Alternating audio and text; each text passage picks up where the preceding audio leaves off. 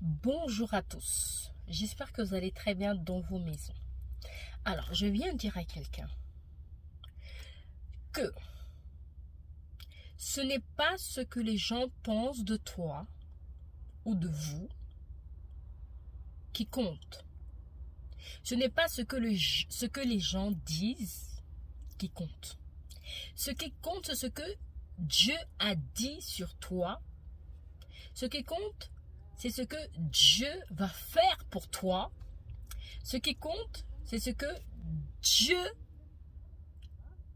qu'est-ce qu'il va faire pour toi? Qu'est-ce qu'il a dit pour toi? Qu'est-ce qu'il est écrit dans les Écritures te concernant? Si tu écoutes toujours ce que les autres disent sur toi, ou ce que les autres pensent sur toi, ou comment est-ce que les gens agissent te concernant, tu ne vas pas y arriver. Pourquoi? Parce que, au fait, ça te ramènera toujours en arrière. Alors que les Écritures disent, oubliant ce qui est en arrière, mais me portant vers ce qui est en avant. Qu'est-ce que je fais? Je cours pour remporter le prix de la vocation céleste de Dieu en Jésus-Christ. Alors, oublie ce qui est en arrière, je dis à quelqu'un. Porte-toi sur ce qui est en avant. Surtout, nous sommes dans des temps difficiles. Et nous devons être conscients que nous sommes dans des temps difficiles. Nous devons être conscients que Jésus-Christ reviendra chercher cette église.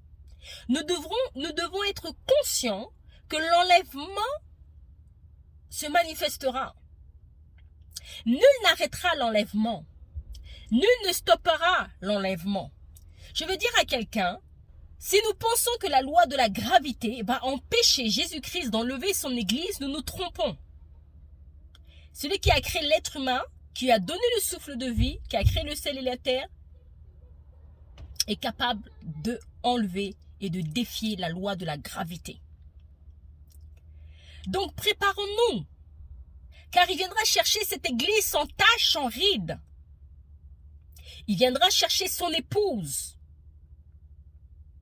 Est-ce que je parle à quelqu'un? L'enlèvement aura lieu.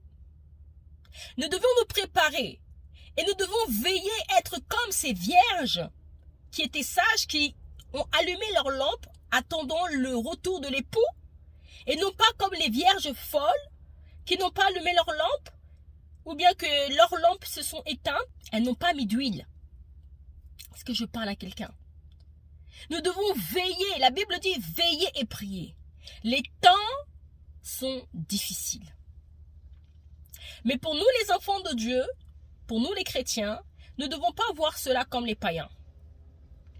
Nous devons voir cela comme le retour imminent de notre Seigneur Jésus-Christ. Quand je dis imminent, nous savons que le temps de Dieu n'est pas le temps des hommes. D'accord? Mais il faut être conscient. Le Seigneur permet ces choses pour nous réveiller, pour réveiller son Église. Il faut qu'il y ait un réveil afin que Christ, Jésus-Christ, enlève son Église ou revienne. Est-ce que je parle à quelqu'un? Il faut qu'il y ait un réveil. S'il n'y a pas de réveil, parce que Jésus ne peut pas enlever la minorité des chrétiens, mais il va enlever la majorité des chrétiens parce qu'il nous aime. Il a dit, j'ai tant aimé le monde que j'ai donné mon Fils afin que quiconque croit en lui ne périsse pas, mais qu'il ait la vie éternelle. Est-ce que je parle à quelqu'un? Réveillons-nous.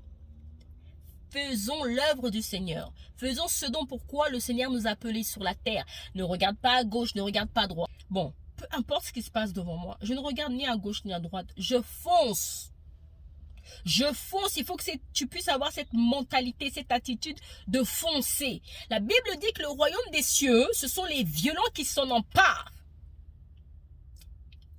Quand on parle de violence, ce n'est pas la violence physique. D'accord? Mais il faut être prompte. Il faut être prompte. Est-ce que je parle à quelqu'un? Soyons conscients que l'enlèvement se manifestera. Ils ne seront plus là. Et ceux qui vont rester, ça va être terrible pour eux.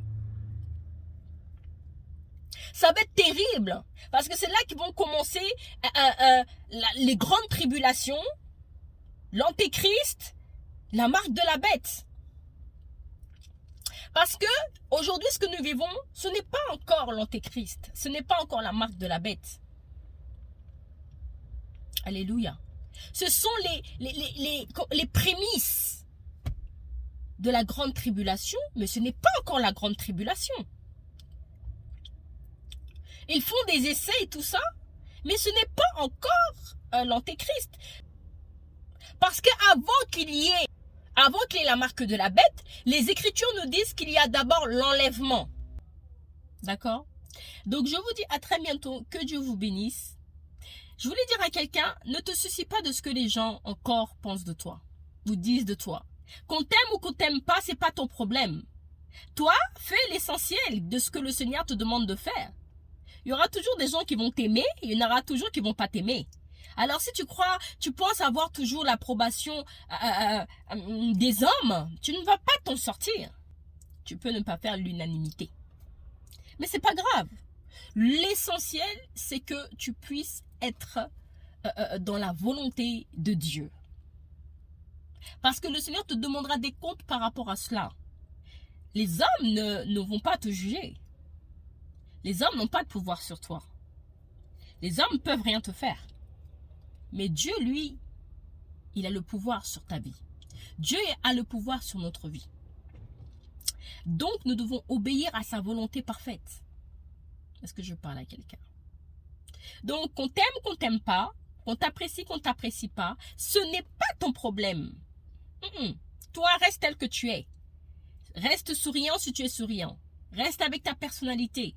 Va droit au but. Ne regarde pas à gauche et à droite. Ne retourne pas en arrière. Voilà. Écoutez, je vais m'arrêter là parce que quand le Saint-Esprit, il ouvre ma bouche, c'est parti pour durer. Bon, ben, je vous dis à très bientôt. Que Dieu vous bénisse dans de très prochaines vidéos. Allez, bye!